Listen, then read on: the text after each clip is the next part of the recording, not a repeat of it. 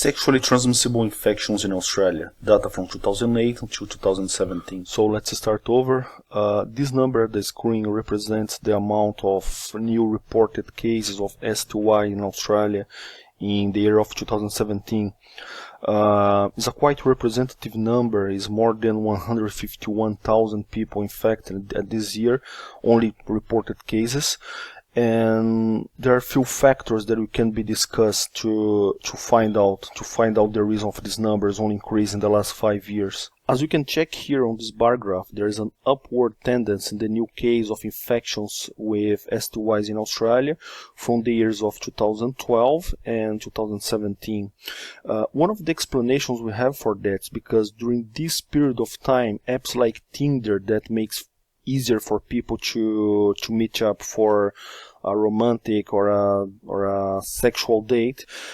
This kind of apps start to get more popular during this period of time.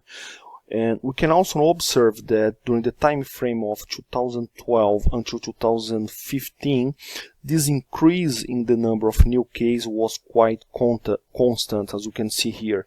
But after 2016, we get a big leap. We have like a considerable increasement. The explanation for that is because in 2016, Australia received the highest number of short-term visitors that ever had before. Only backpackers was more than 600,000 people coming to Australia.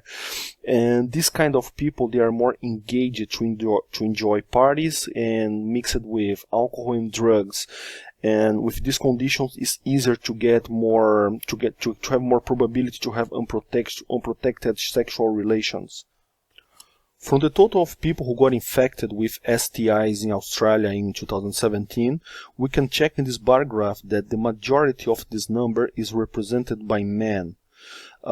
This number corroborates with the idea that men are more likely to commit risk attitudes. As an example to illustrate that, only 35% of men admitted that use condoms if they have sexual relationship with a new partner.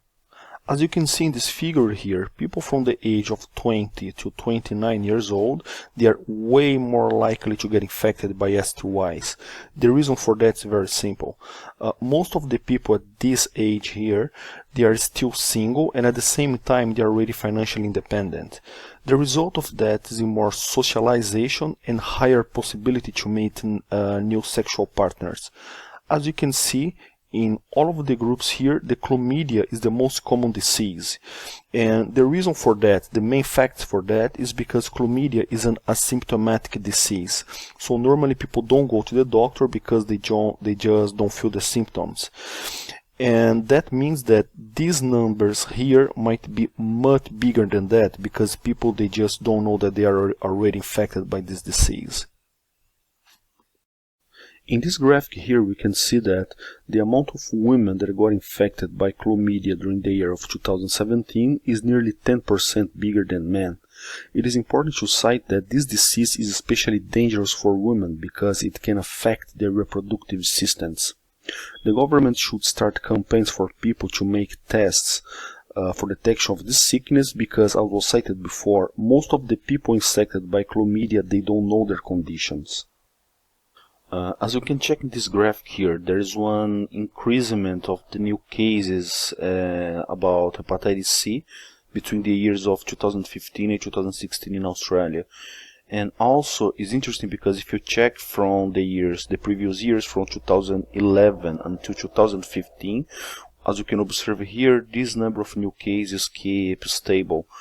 And the main reason for that is because during this period of time, a new kind of drugs against this disease came out, and also this resulted in new testing.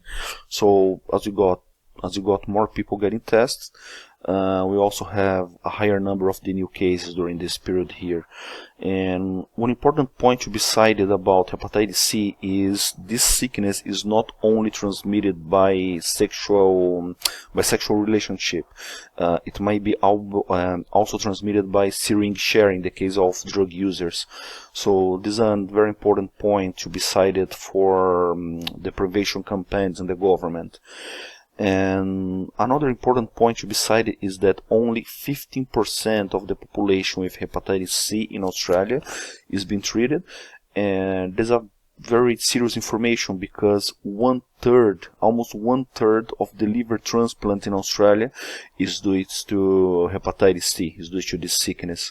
So this is a very serious point to be cited by the government in the campaigns, the prevention campaigns. Thank you very much.